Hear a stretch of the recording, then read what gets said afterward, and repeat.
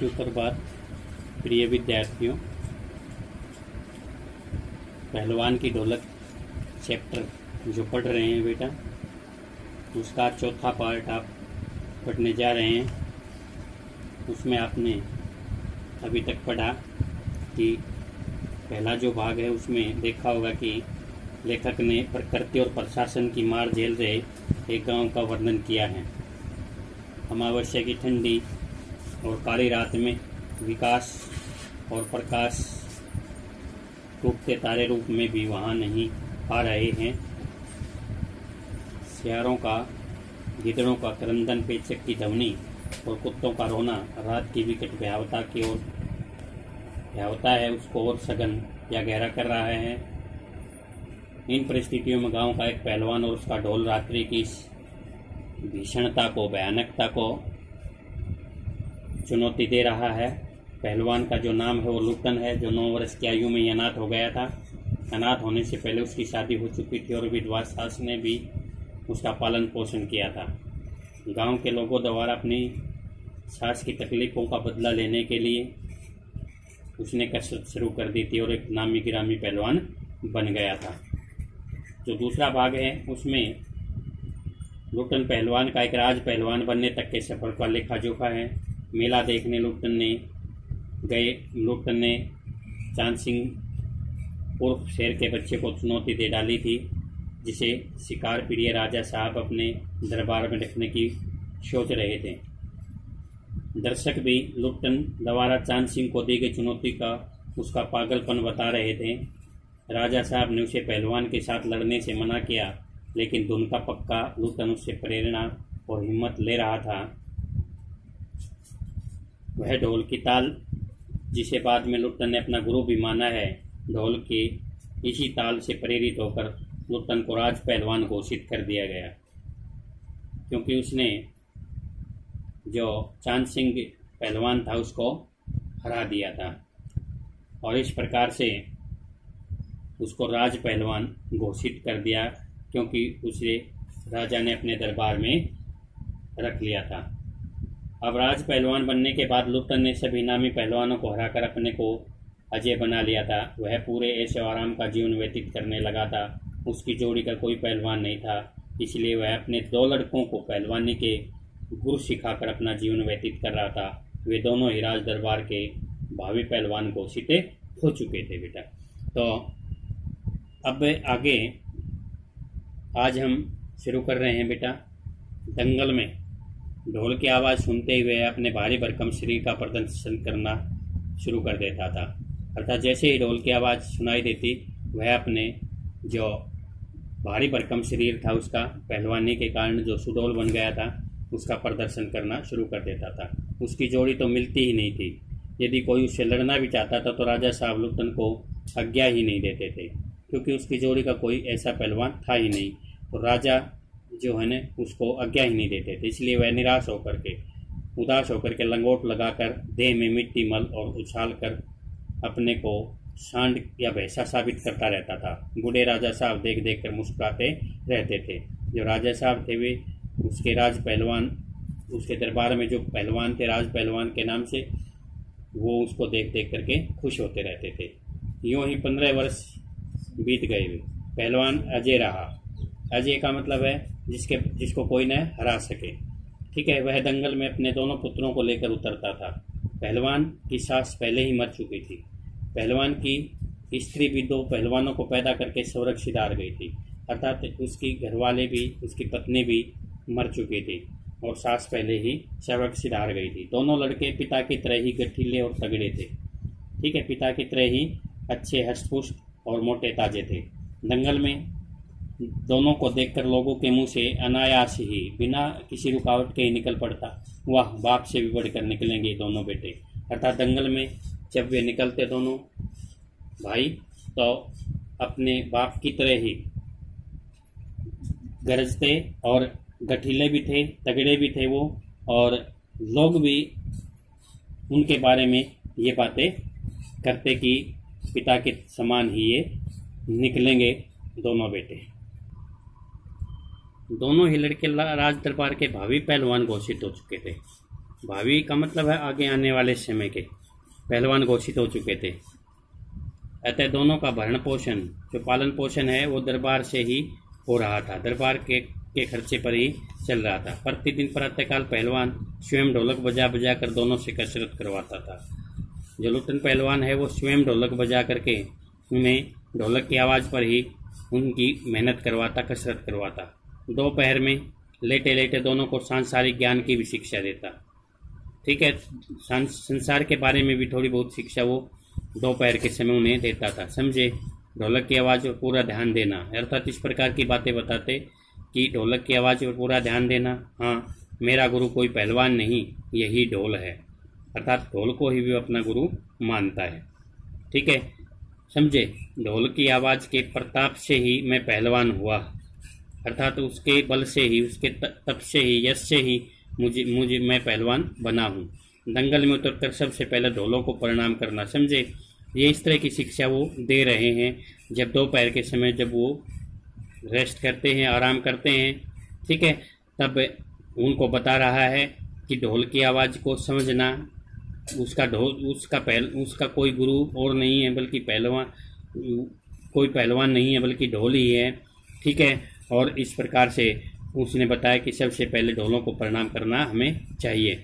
ऐसी ही बहुत सी बातें वह कहा करता था। फिर मालिक को कैसे खुश रखा जाता है, कब कैसा व्यवहार करना चाहिए आदि की शिक्षा वह नित्य या रोजाना दिया करता था, अर्थात मालिक को कैसे खुश किया जा सकता है। ठीक है, वो बातें भी व्यवहार की उन्हें सिखाते थे वो दोपहर के समय लेटे लेटे। किंतु उसकी शिक्षा दीक्षा सब किए कराए पर एक दिन पानी फिर गया। उनकी जो शिक्षा दीक्षा उसने दी थी बच्चों को, उस पर एक दिन क्या होता है बेटा, पानी फिर गया। पानी फिरने का मतलब है मलियामेट होना, समाप्त हो जाना। ठीक है, करे कराए पर पानी फिर जाना। वृद्ध राजा स्वरक्षित हार गए। बूढ़े जो राजा थे वो स्वरक्षित हार गए। नए राजकुमार ने विलायत या विदेश से आते ही राज्य को अपने हाथ में ले लिया। जो नया राजकुमार था उसका बेटा, उसने इंग्लैंड से विदेश से आते ही अपने हाथ में राज्य को ले लिया। राजा साहब के समय स्थिरता आ गई थी, राजा साहब के समय कमजोरी आ गई थी। राजकुमार के आते ही दूर हो गई वो, राजकुमार के आते ही क्या हो गया, दूर हो गई थी वो। बहुत से परिवर्तन हुए, बहुत से, अर्थात जो राज्य के अंदर जो थोड़ी बहुत कमजोरी आ गई थी उसको राजकुमार ने आते ही दूर कर दिया था। बहुत से परिवर्तन और बदलाव हो गए थे। उन्हीं परिवर्तनों की चपेटाघात में पड़ा पहलवान भी, अर्थात उसकी चपेट में जो है वो पहलवान भी आ गया था। जो परिवर्तन हुए थे बेटा, बदलाव हुए थे। दंगल का स्थान घोड़े की रेस ने लिया, अर्थात दंगल अब कुश्ती करने का जो शौकीन बूढ़ा राजा था वो नहीं, बल्कि राजकुमार तो घोड़े की रेस में विश्वास रखता था। तो क्या कहा उसने कि दंगल का स्थान, जो कुश्ती करने का स्थान होता है, दंगल का स्थान जो है वो अब घोड़े की रेस ने ले लिया था। घोड़े की रेस वहाँ होती थी, न कि वहाँ दंगल होते थे। पहलवान और दोनों भावी पहलवानों का दैनिक भोजन वे सुनते ही राजकुमार ने कहा, चेरिबुल, नए मैनेजर साहब ने कहा हॉरिबुल, अर्थात खतरनाक। चेरिबुल भी खतरनाक होता है, हॉरिबुल भी खतरनाक होता है। पहलवान और दोनों भावी पहलवानों का रोजाना का जो भोजन करने का पर खर्च हो रहा था उसको सुनते ही राजकुमार ने इसको खतरनाक बताया। ठीक है, पहलवान को साफ जवाब मिल गया, पहलवान को साफ जवाब दे दिया गया था, राज दरबार में उसकी आवश्यकता नहीं है। क्योंकि जो शौक उन राजाओं के, पुराने राजाओं के होते थे, वो अब नए राजकुमार को शौक नहीं था। वो तो अब घोड़ों की रेस में ज़्यादा विश्वास रखता था। इसलिए उसने कहा कि राज दरबार में उसकी कोई आवश्यकता नहीं है। उसको गिड़गिड़ाने का भी मौका नहीं दिया गया, अर्थात उसको अपनी बात रखने का भी मौका नहीं दिया गया। उसी दिन वह ढोलक कंधे से लटकाकर अपने दोनों पुत्रों के साथ अपने गांव में लौट आया। जो राजा के पास रहता था वही पहलवान अब ढोलक कंधे से लटकाकर अपने दोनों पुत्रों के साथ अपने गांव में लौट आया और वहीं रहने लगा था अपने गांव में। गांव के एक छोर पर गांव वालों ने एक झोपड़ी बांध दी उसकी। वहीं रहकर वह गांव के नौजवानों और चरवाहों को कुश्ती सिखाने लगा। गांव के ही नौजवान और जो पशु चराने वाले थे उनको वो कुश्ती सिखाने लगा। खाने पीने का खर्च गांव वालों की ओर से बंधा हुआ था, गांव वालों ने उनके खाने पीने का खर्चा बांध दिया था। गांव वालों की तरफ से उसका खर्चा होता था। सुबह शाम वह स्वयं ढोलक बजाकर अपने शिष्यों और पुत्रों को दाव पेच वगैरह सिखाया करता था। सुबह शाम वह स्वयं ढोल बजाता और जो भी कुश्ती सीखने वाले होते थे शिष्य उनके, वो उन्हें सिखाता था। गांव के किसान और खेती और मजदूर के बच्चे भला क्या खाकर कुश्ती सीखेंगे। अर्थात गांव के जो किसान हैं, खेती करने वाले मजदूर हैं, उनके बच्चे इतनी जो खुराक होती है उसको नहीं खा सकते थे, और नहीं खा सकते थे तो कुश्ती भी क्या सीखते। धीरे धीरे पहलवान का स्कूल खाली पड़ने लगा, अर्थात उसका स्कूल जो खुला था थोड़े समय के लिए, ठीक है, वो अब खाली होने लगा था। अंत में अपने दोनों पुत्रों को ही वह ढोलक बजा बजा कर लड़ाता रहा, सिखाता रहा। अपने दोनों ही पुत्रों को वह केवल कुश्ती सिखाता रहा। दोनों लड़के दिन भर मजदूरी करके जो कुछ भी लाते उसी से गुजर होती रही। अर्थात दोनों बच्चे दिन भर मजदूरी करते और कुछ भी लाते उसी से वे अपना गुजारा करने लगे थे। बेटा, अकस्मात गांव पर यह वज्रपात हुआ।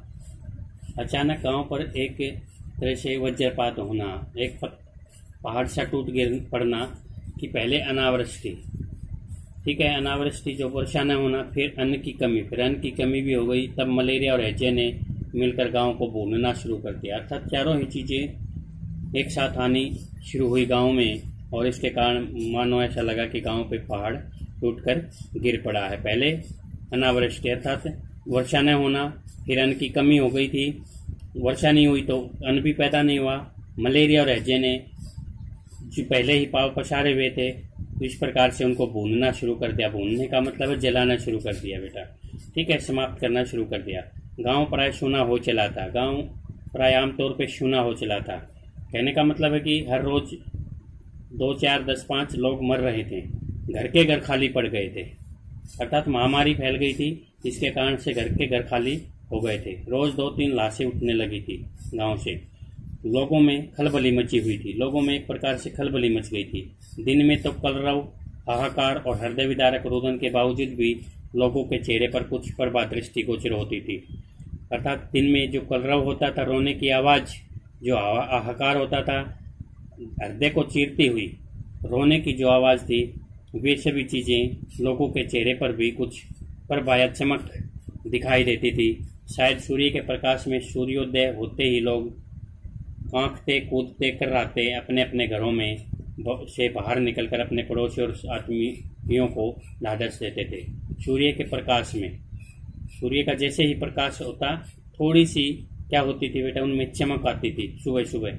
लेकिन जैसे जैसे सूर्योदय होता, वैसे ही चारों तरफ से तरह तरह के अच्छी तरह से चीख पुकार करते लोगों की जो आवाज़ है वो घरों से आनी शुरू हो जाती थी। और लोग जो हैं पड़ोसियों को, उनको अपनापन दर्शाने के लिए, ढाढ़स या उनका धीरज बनाने के लिए पहुंच जाते थे बेटा।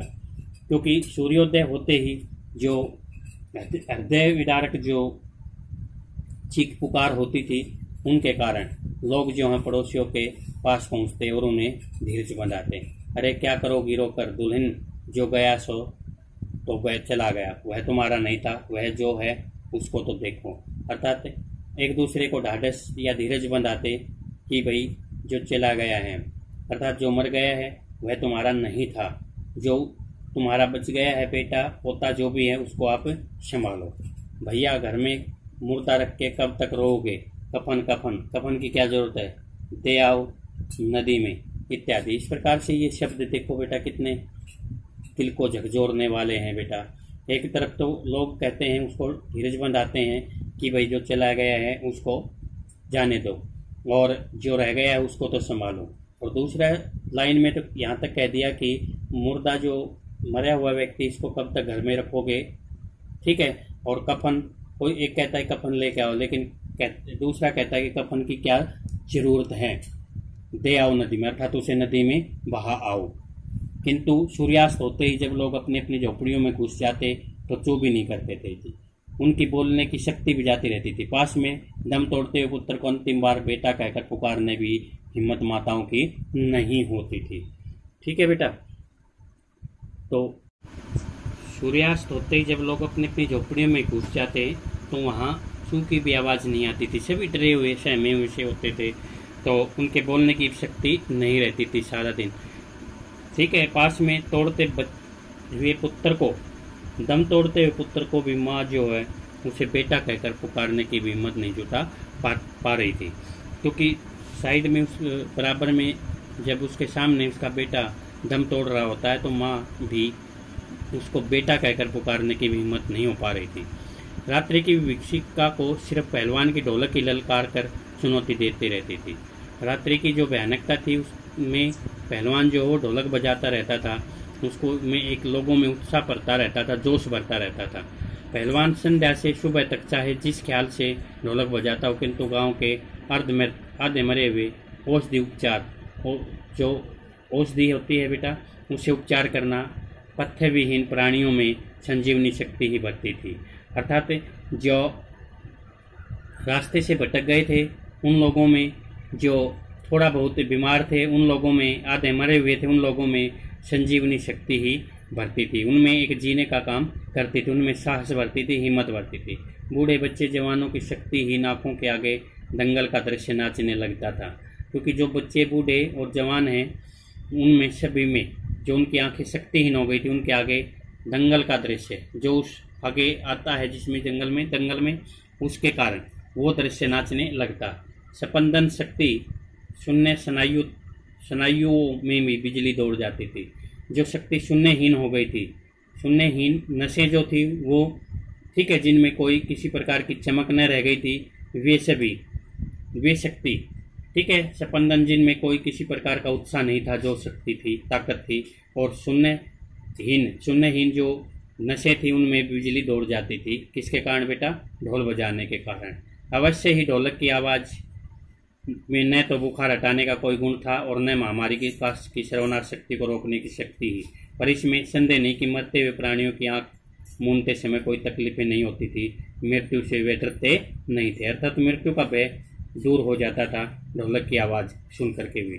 ठीक है, हालांकि उसमें कोई किसी प्रकार का गुण दिखाई नहीं दिया दर्शाया है लेखक ने, फिर भी वो कहता है कि जब वे मरते हुए अपनी आंखें मूंदते तो उन्हें कोई तकलीफ नहीं होती, क्योंकि ढोलक की आवाज़ सुनकर उनमें एक दंगल का दृश्य, ताकत का आभास होता था। जिस दिन पहलवान के दोनों बेटे क्रूर काल की चपेटघात में पड़े, अर्थात पहलवान के दोनों बेटे भी उस महामारी की चपेट में आए बेटा, ऐसे वेदना से छटपटाते हुए दोनों ने कहा था, बाबा उठा पटक दो वाला ताल लगाओ बजाओ।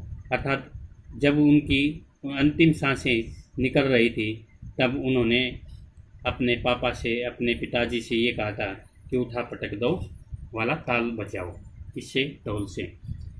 चटाक चटधा चटाक चटधा, सारी रात ढोल पीटता रहा पहलवान। बीच बीच में पहलवानों की भाषा में उत्साहित भी करता था, मारो बहादुर, अर्थात उन्हें अपने ही बेटों को क्या कहा है कि उठा पटक दो वाला ढोल बजाना जब उसने शुरू किया था तो इसी ध्वनि को वह सारी रात बजाता रहा और अपने बेटों को भी वह उत्साहित करता रहा। प्रातःकाल उसने देखा उसके दोनों बच्चे जमीन पर निष्पंद, बिना किसी चमक के, बिना किसी हलचल के पड़े हुए हैं। दोनों पेट के बल पड़े हुए थे, पेट के बल। एक ने दांत से थोड़ी मिट्टी खोद ली थी। एक लंबी सांस लेकर पहलवान ने मुस्कुराने की चेष्टा की थी। दोनों बहादुर गिर पड़े, अर्थात उसने अपने दोनों बच्चों के बारे में कहा है कि दोनों पहलवान अब गिर गए हैं। ठीक है, दोनों के बारे में बताया कि दोनों अब पेट के बल पड़े हुए थे। ठीक है, जो कभी सीधे नहीं हुए थे, चित नहीं हुए थे, पेट के बल गिरे नहीं थे, आज मृत्यु ने उन्हें पेट के बल गिरा दिया था। उस दिन पहलवान ने राजा श्यामानंद की दी हुई रेशमी जांघिया पहन ली, सारे शरीर में मिट्टी मलकर थोड़ी कसरत की, फिर दोनों पुत्रों को कंधों पर लाद कर नदी में बहा आया। लोगों ने सुना तो दंग रह गए, कितनों की हिम्मत टूट गई। देखना, अपने ही दोनों बच्चों को क्या किया उसने बेटा, कंधों पे लाद के नदी में बहा दिया था अपने आप ही। कितनी हिम्मत थी उसमें, कितना साहस था। ठीक है, क्योंकि उसने आज उस राजा द्वारा जो उसको रेशमी जांघिया दी गई थी वो पहनी, और किस प्रकार से उसने मिट्टी लगा करके अपने शरीर से थोड़ी कसरत की और पुत्रों को नदी में बहा आया था। जब इसके बारे में सुबह सुना तो सभी हैरान रह गए थे, क्योंकि देखो कि किस प्रकार से अपने ही बेटों को उसने बिना किसी को बताए अपने आप ही नदी में बहा आया था। तो हिम्मत कितनों की टूट चुकी थी। किंतु रात में फिर पहलवान की ढोलक की आवाज़ प्रतिदिन की भांति सुनाई पड़ी। जिस दिन उसके बेटे गुजरे उस दिन भी उसने रात को ढोलक बजाई। क्यों बजाई? कि ताकि लोगों में उत्साह जोश भरा रहे, वे डरे नहीं मृत्यु से। ठीक है, उनके आगे उनकी आंखों के सामने दंगल का दृश्य घूमता रहे। लोगों की हिम्मत दुगनी बढ़ गई थी, लोगों की हिम्मत दुगनी हो गई थी। संतृप्त पिता माताओं ने कहा, दुखी माता पिताओं ने कहा, दोनों पहलवान बेटे मर गए, पर पहलवान की हिम्मत तो देखो, 1.5 हाथ का कलेजा है। अर्थात उसका कलेजा जो है, उसकी हिम्मत कितनी महान है कि दोनों बेटे मर गए हैं, फिर भी वह उसी ध्वनि से रोजाना की तरह ढोलक की आवाज़ लोगों तक पहुंचा रहा है, लोगों में हिम्मत बढ़ रहा है। ठीक है, मृत्यु से जो लड़ने का साहस है वो बढ़ रहा है। 4-5 दिनों के बाद एक रात को ढोलक की आवाज़ सुनाई नहीं पड़ी। 4-5 दिन के बाद एक रात को ढोलक की आवाज़ नहीं सुनाई दी लोगों को, तो ढोलक नहीं बोली। पहलवान के कुछ दिलेर किंतु रुगन शिष्यों ने प्रातःकाल जाकर देखा, पहलवान की लाश चित पड़ी थी। पहलवान के कुछ दिलेर जो हिम्मत वाले थे, कुछ कमज़ोर शिष्यों ने जो उसके शिष्य बन गए थे, उन्होंने प्रातःकाल जाकर जब देखा कि वहाँ पहलवान की लाश चित पड़ी थी। आंसू पोंछते हुए एक ने कहा, गुरुजी कहा करते थे कि जब मैं मर जाऊं तो चिता पर मुझे चित नहीं, पेट के बल सुलाना। ठीक है, जो उन शिष्यों में से एक ने कहा था कि जब मैं मर जाऊं, अर्थात उसने पहले ही कह दिया था कि जब मैं मर जाऊं तो चिता पर मुझे चित नहीं, पेट के बल सुलाना, अर्थात उल्टा करके सुलाना है। मैं जिंदगी में कभी चित नहीं हुआ, क्योंकि पेट के बल अगर उसको चित्त नहीं, पेट के बल सुलाना, पेट नीचे करना है और पीठ ऊपर करनी है, क्योंकि वह है जिंदगी भर कभी चित नहीं हुआ था। और चिता सुलगाने के समय ढोलक बजा देना, अर्थात चिता जब उसको आखिरी अंतिम जब संस्कार किया जाए, उसको मुखाग्नि दी जाए, तो क्या कहा है कि उस समय ढोल बजाना है, और वह आगे बोल नहीं सका, और इस प्रकार से वह उसकी बोलती बंद हो गई, और उसने अपने शिष्यों को ये सब पहले ही कह दिया था। तो इस प्रकार से आपने देखा बेटा किस प्रकार से कि भाई ढोलक की आवाज़ के बल पर ही वह एक नामी गिरामी जो पहलवान बना था, और एक कई वर्षों तक उसने एक छत्तर अपनी पहलवानी का क्या मनवाया था, लोहा भी मनवाया था। प्रश्न इस आधार पे आप नोट करें बेटा, कहानी के किस किस मोड़ पर लुप्तन के जीवन में क्या क्या परिवर्तन आया। कहानी के किस किस मोड़ पर लुप्तन के जीवन में क्या क्या परिवर्तन आया था। और दूसरा प्रश्न नोट करें, लुप्तन ने ऐसा क्यों कहा होगा कि मेरा गुरु कोई और नहीं, कोई पहलवान नहीं, यही ढोलक है। लुप्तन ने ऐसा क्यों कहा होगा कि मेरा गुरु कोई पहलवान नहीं, यही ढोल है। और अगला प्रश्न है, गांव में महामारी फैलने और अपने बेटों के देहांत के बावजूद भी लुप्तन पहलवान ढोल क्यों बजाता रहा। गांव में महामारी फैल गई थी और उसके बेटों का देहांत भी हो गया था, उसके बावजूद भी लुप्तन पहलवान ढोल क्यों बजाता रहा। तो ये प्रश्न बेटा आप कॉपी में नोट करेंगे। ठीक है, थैंक यू।